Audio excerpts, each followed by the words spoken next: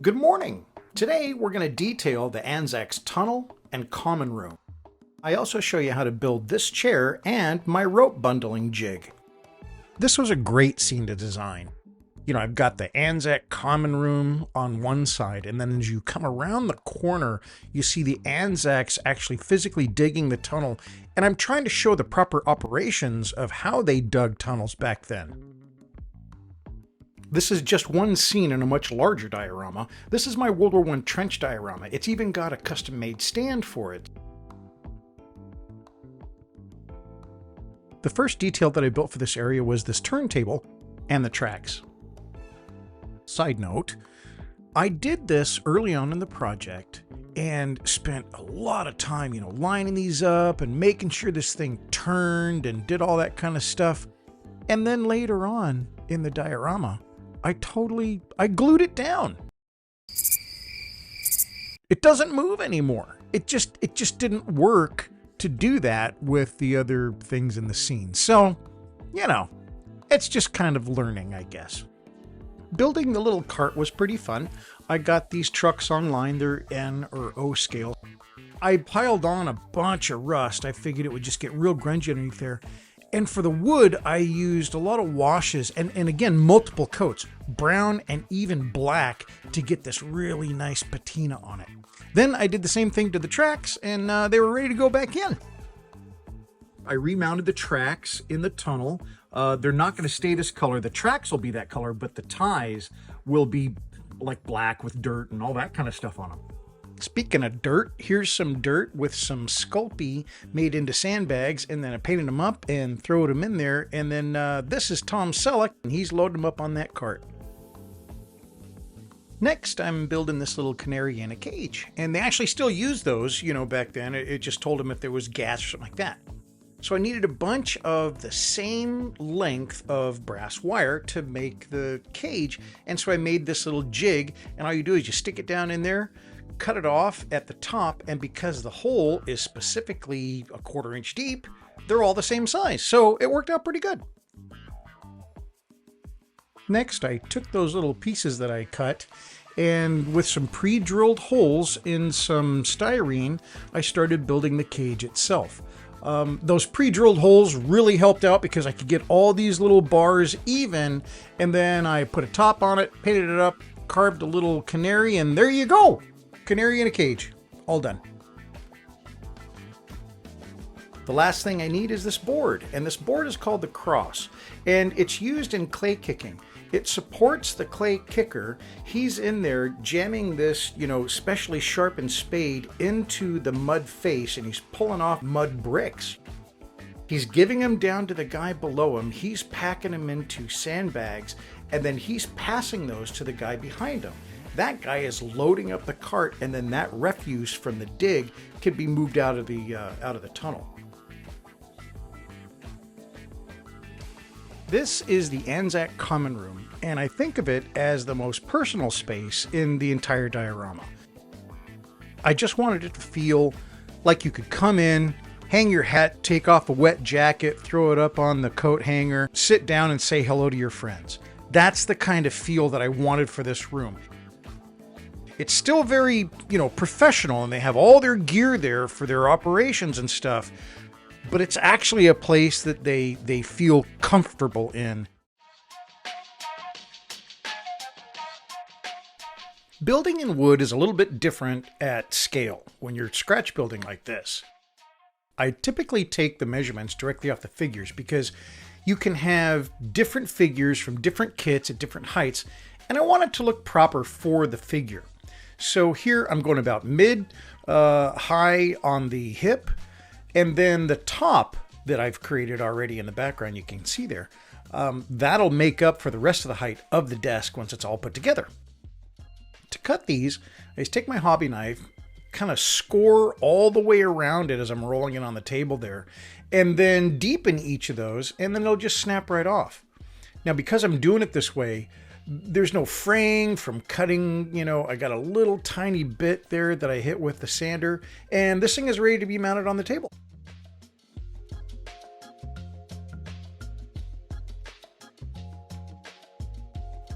all the maps and papers and even the posters on the wall are all from that time period. These are all from World War I.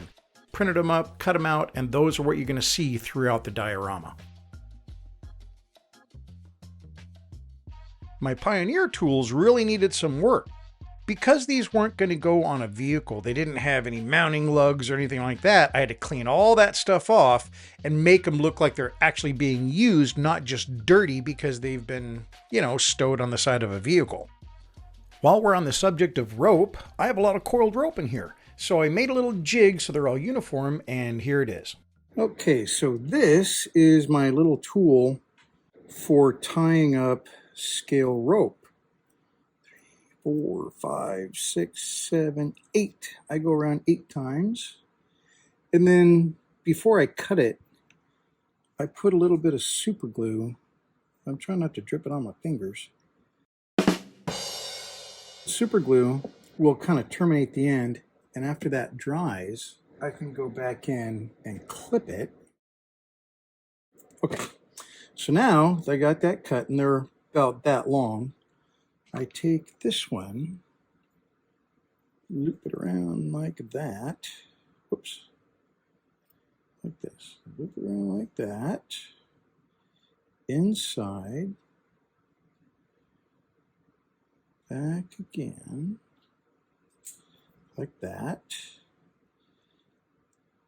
I like it kind of in the middle. And I'm going to go around back. And I'm pulling it tight as I can without breaking it. And then I'm going to flip it over like so. I'm going to bring this guy up and tie it off. And all the while Oscar wants on my lap, so this is even harder than it looks. Okay. There we go. So now I can tighten that down, and then another little drip of glue.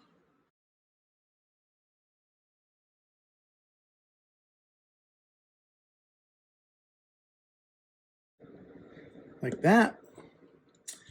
And then I'm going to use these to clip this off. I'm not worried about the ends. I don't need the ends. And then to get it off there, it just slides back like this.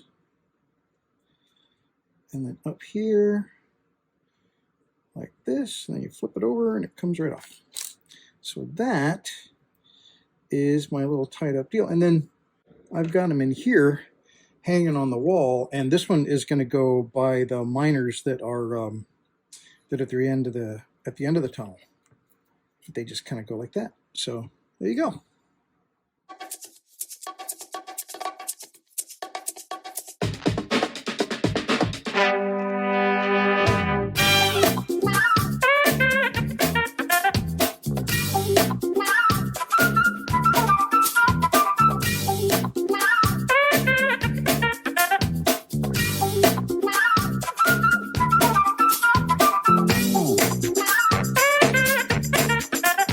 Got my little blank of sapele. I'm going to come in here. This is the front. Why don't we put an F right there for front? I'm just going to go in and put a notch right there and a notch right there. Now, that is roughly the same thickness of that because I'm going to use the same wood for the legs. Okay? So there's the 2 notches. Then in the front, then I'm going to turn around and go to the back. I'm going to start the outside, this outside of this notch on the inside of this notch. So I'm just going to come in here that same distance, about, you can vary it, and that is going to be the rear notch. See, so from right there, if I take and, were to draw a line,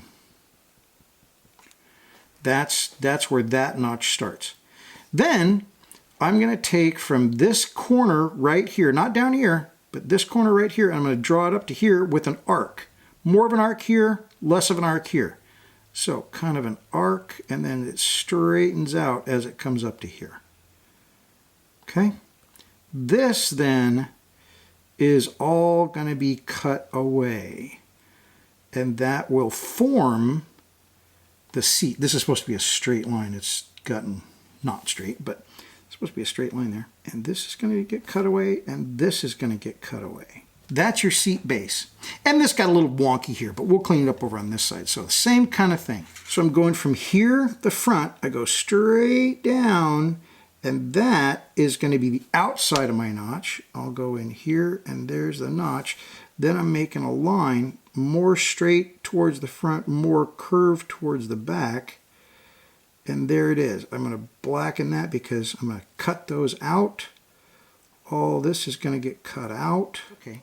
So this is my chisel. It's very sharp. It's polished after being sharpened and stuff. And I use a strop. It's a leather strop to make sure that it's really, really super sharp. I'm going to go and do a little corner here. That's a corner. That's a corner, and it's a 45-degree angle. Okay. Then remember, the grains go in this direction. Grains go in this direction. I am going to first cut with there's my chisel's beveled side, the flat side, because I want to do that straight up and down. I'm going to first cut here because what I'm trying to do is prevent any splitting that might happen. I don't want that to split. So by cutting that there, it doesn't prevent it. It helps me define where I'm going to cut. Doing the same thing here. Again, super careful. This is where you would split it with the knife blade, you know, along that grain. That could make it split. So that's what we're trying to prevent. So now that I've got it defined, then I'm going to come in here and I'm going to walk back to my first cut. Little tiny cuts. These are just bigger than a hair. They're probably a 64th or a 32nd of an inch. And I just kind of walk my way back. Then I come back here and I walk this way. So I'm going from here to here with the flat edge. And then I clean it up. That's what we want. That's a nice clean notch out of there. That's a great start. Now, same thing back here. This is going to come in here. And as long as I'm cutting all the way through, see, before here, if I'm cutting here, but it's not all the way through, then it can just continue cutting. But if I'm cutting here and it's like all the way through, in other words, the knife blade goes beyond the wood on either side, I'm pretty safe. I still want to go straight down. When you're doing these plunge cuts, if you're a little bit off, there's two things that are a problem. Number one, you don't have a straight edge here. But number two, you have the possibility of doing that. If you're ever using a chisel like this near your hands and you're trying to use that chisel to work here, don't think you can go like this or you know, oh, it's away from me, I'm being safe, because you can do stuff like that easily. Don't do it at an angle.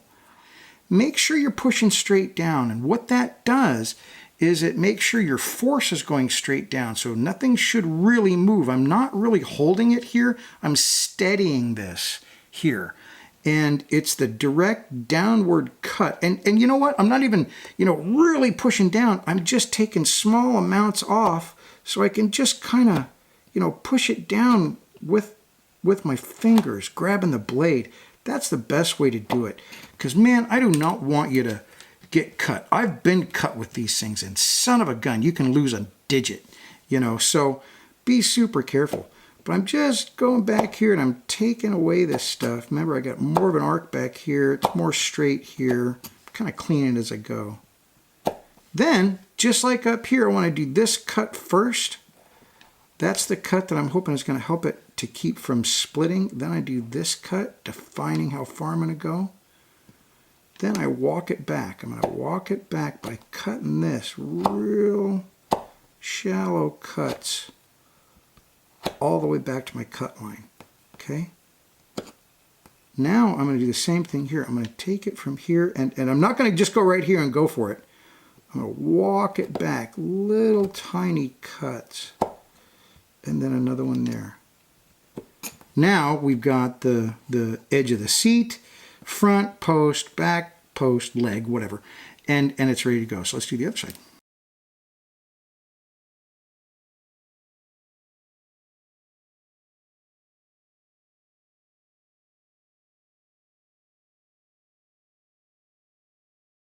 Okay, so there's our second blank. You look on the back, it's probably easier to see. But you see it's thinner in the back, it's wider in the front. That is a chair seat. Now we're just gonna round these a bit.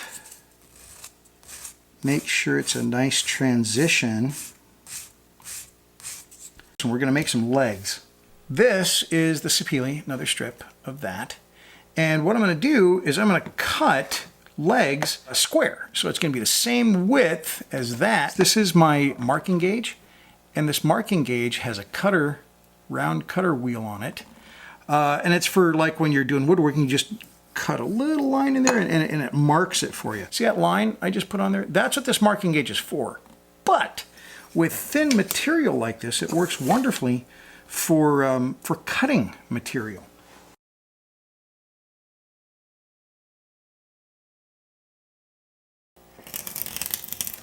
There we go.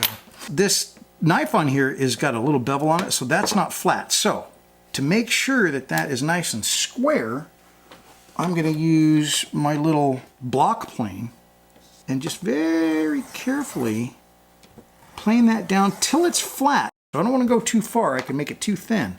So now that is a nice square piece that will go in to become a leg. The back is a little different. The back has to be angled. So I cut a wider strip here, and then I can, you know, make this angled like I want. I'm gonna go about that big. What I'm doing here is I'm rolling and basically a score all the way around, and then I kind of just press in, you know, get a little deeper on the second time around, and they come right off. There's, you know, you've got a nice flat edge, and then there's a little tiny bit of a nib there, and you just hit that real quick with the sander, and it's gone.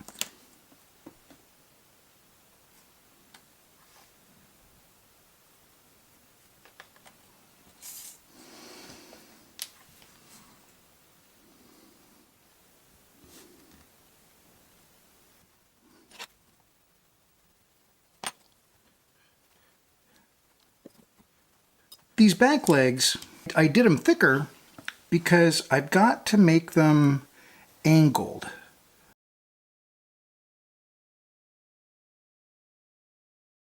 So I will take the front off of the top and then the back off the bottom.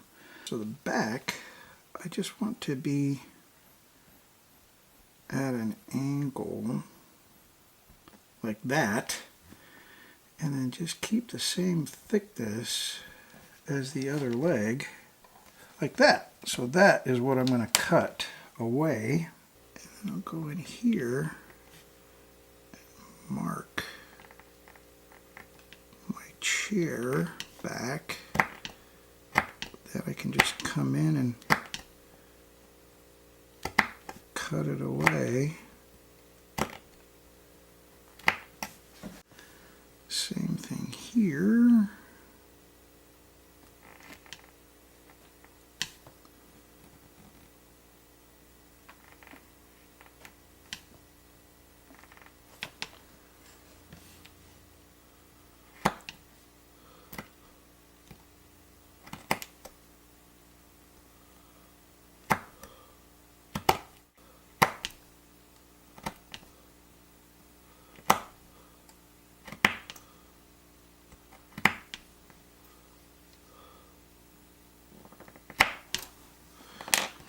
So now I've got a nice little angle there. Got to clean it up a little.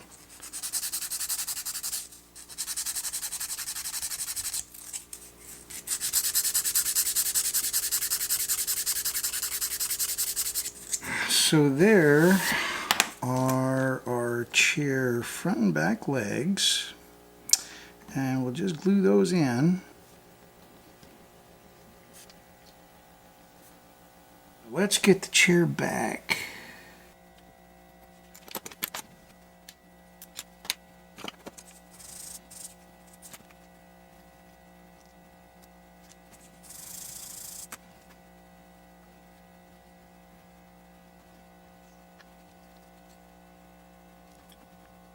Here's something about chair design. So when I'm doing the rungs for the legs, you don't want them lining up perfectly. So like if I had this side rung going from here to here, I wouldn't want the back going from there to there.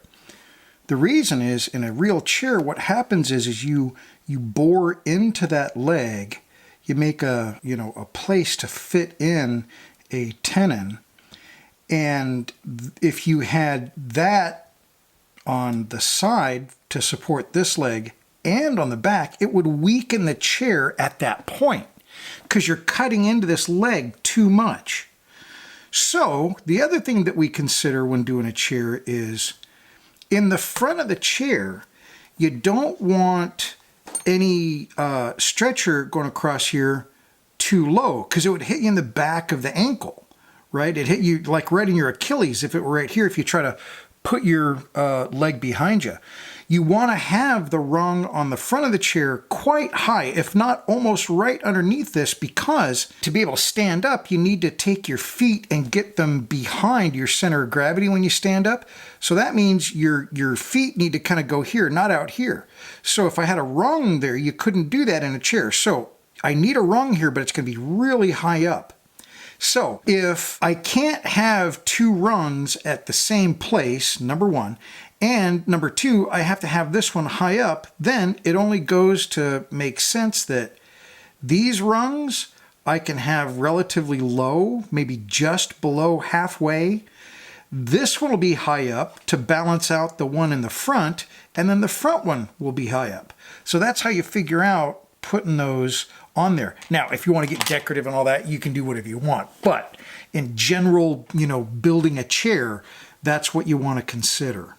You've got to be able to get your legs underneath it. So a very high one, a very high one, a medium to low one, and a medium to low one. The side ones should match and the front ones should match.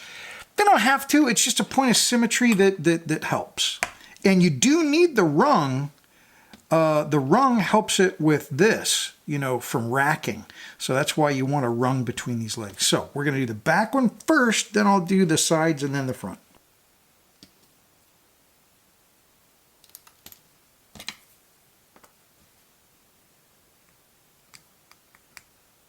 Just like that. Okay, so now for the side, it's going to go just right below it. See, right there. Right where that one starts, that's where that's going to go. These are going to have to cut at a little bit of an angle too. So when because they're kind of going like this, a square and a square, so they're going to be kind of I don't know what that shape is, but I know how to make it. So what I did is I marked, and then I'm going to cut a little bit beyond the mark, a little bit proud of the mark. Right there, give me room to, make those cuts. Now, what I was talking about is, you see those legs? These are like square to each other, but something going like that is going to have an angle. So this, if it was going straight, that's fine, but I got to go to an angle. So I got to take a little bit off of each corner. And I can do it by sanding, or I can do it like this. And they both cuts go in the same direction because they are parallel, the angles. Okay, so just like that, little tiny bit, not a lot. And look at that. Just like that. Like I knew what I was doing. So now we'll get a little bit of, and right there. Now I'm really putting on a fair amount of glue. And the reason is it's almost being utilized as a filler in part. Any gaps that I just might have in my joinery, that super glue will fill. And in the next step, what I am going to do is we're going to take a file And we're going to smooth all this down and make it look like a really nice chair. But if I don't have all that glue in there, I could just, you know, basically knock it apart if I don't have enough glue in there. I like marking right on the part. You know, one of the things I was going to say at the beginning of this, and I kind of just skipped it, was when I'm figuring out the size, I'm kind of thinking about proportion more than size, you know, scale. Because you've got different characters and different manufacturers. And, you know, if I'm doing this for 1/35 figures, I literally have the figure built, you know, in a sitting position, you know, that classically like a driver is, you know, the lower torso for a driver is perfect to put in a chair because they're sitting. But I take their torso and I put on the chair as I'm building it. And that helps me with all the scale, but the proportion means I want the seat to be this big in relation to the legs, and these legs to be spread out in relation to these. That's the thing that I really concentrate on more, because once you have the size based on the character you're building it for, then that's what's most important, is everything looks proper. Finally, I'm cleaning up the glue. I use a little sanding stick to kind of get some of those larger clumps off of there. And then I move right into a file. The file is still for, you know, cleaning off the glue, but I'm also doing a little bit of shaping here. I don't want real sharp corners. You know, a chair after it's been used for a while is not going to be, you know, really crisp on those corners. So I'm taking down those corners a little bit, evening things out. See how the chair looks? I work on the chair seat itself. And yeah, I'm pretty happy with how they came out.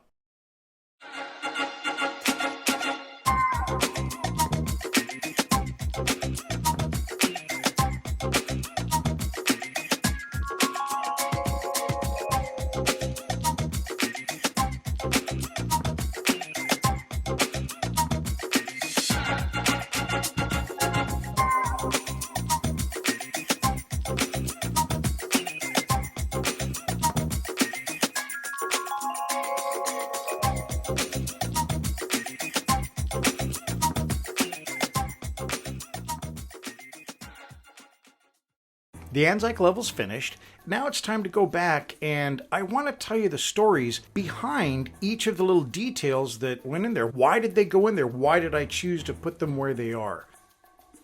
There are 3 tunnels in the diorama, and each has a name: Tom, Dick, and Harry. And that's from The Great Escape.